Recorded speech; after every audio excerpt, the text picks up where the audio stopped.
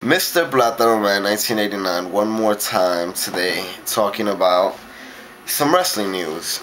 Now, I don't know how many people are actually updated with the Juventud Guerrera news from Mexico where Conan and I believe it was Jack Evans attacked them backstage and left them so fucked up. I actually have pictures of it.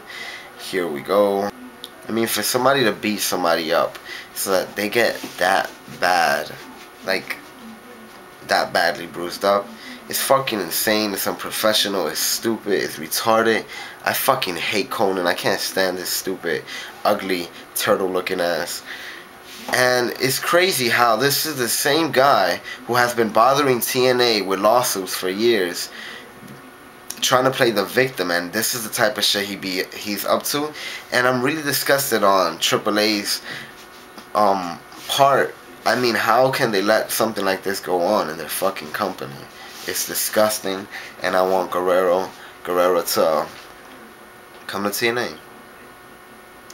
So I really wish him the best. I hope he can get over this whole situation because it's really very disgusting. Now, Matt Hardy appears to be somewhat injured after a house show in Germany where he got a really bad cut in his eye. Apparently the steel chair was on top of him and Jeff Hardy did a swanton, and somehow the chair like went flying towards his face and cut his eye. So I'm gonna put the picture up here. You can also find it on WrestleZone.com.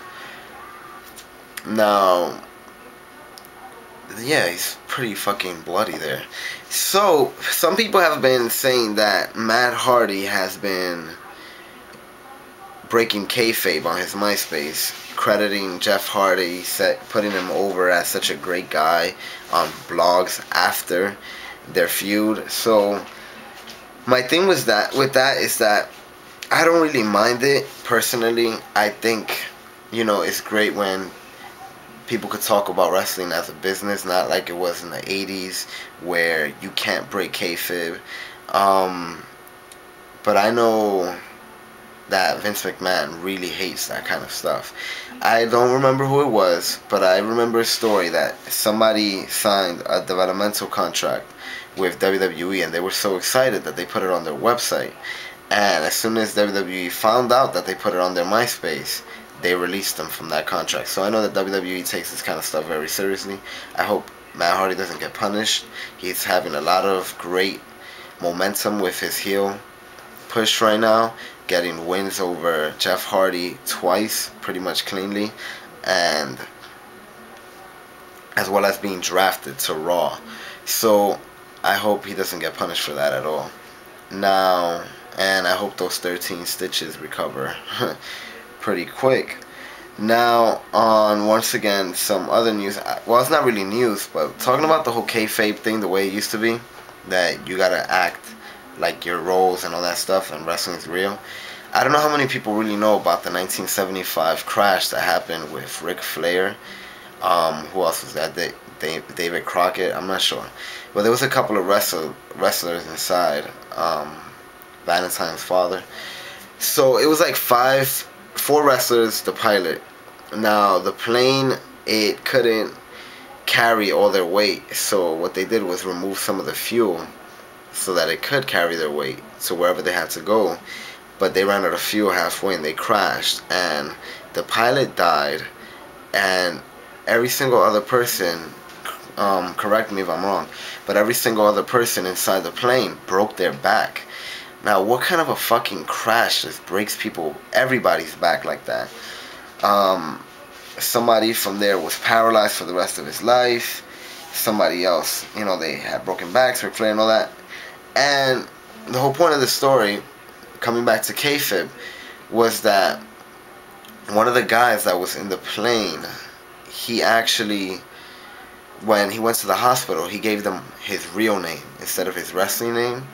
And he was pretending to be a promoter because if word got out that he was riding with his rivals, he was a face. If word came out that he was riding with Ric Flair and one of his other rivals inside a plane, then people would start to question whether wrestling is fake or not.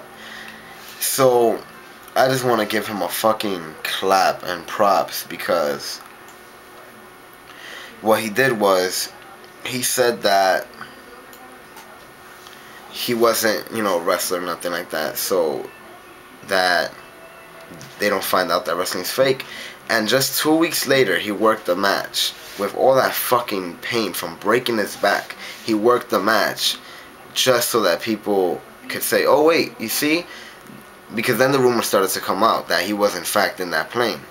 So he worked that match so that people are like, "Oh wait, if he was in that plane, he wouldn't have been wrestling 2 weeks later."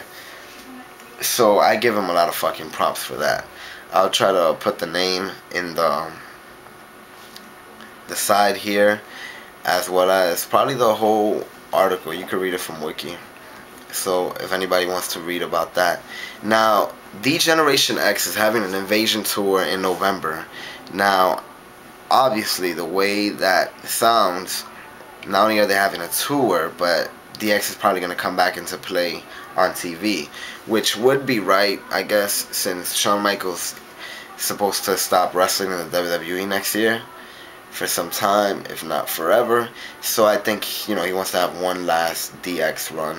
It'll probably be around Cyber Sunday or something, around there. They say November is going to be the tour, and Undertaker's having a retirement tour next year in April, which is interesting because a lot of people assume that Undertaker was retiring next year. But if the retirement tour is in April, then that's probably going to be a little bit after WrestleMania. And which leads me to believe that WrestleMania is not going to be his last match. I would have much preferred a retirement tour maybe in February or March to lead up to his actual retirement match at WrestleMania. So that's going to be interesting to see how exactly that develops.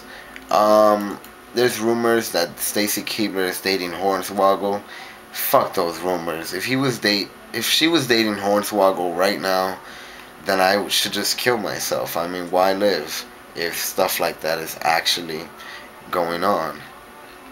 And on one last note about TNA Impact, the video game, Part 2.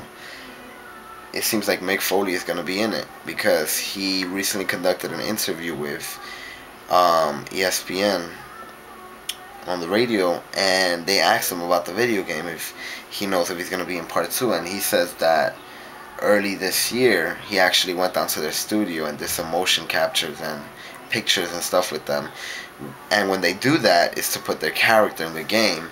So there you go. If the game comes out later this year, some people hate it. I personally love it because I know it's a building process. This is the first game.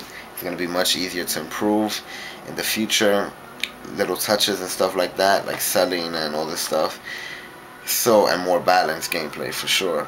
So, I think it's going to be great to play as Mick Foley in the game. And I can't really think about anything else to talk about in the wrestling world. So, bang bang! Okay, I know that was cheesy.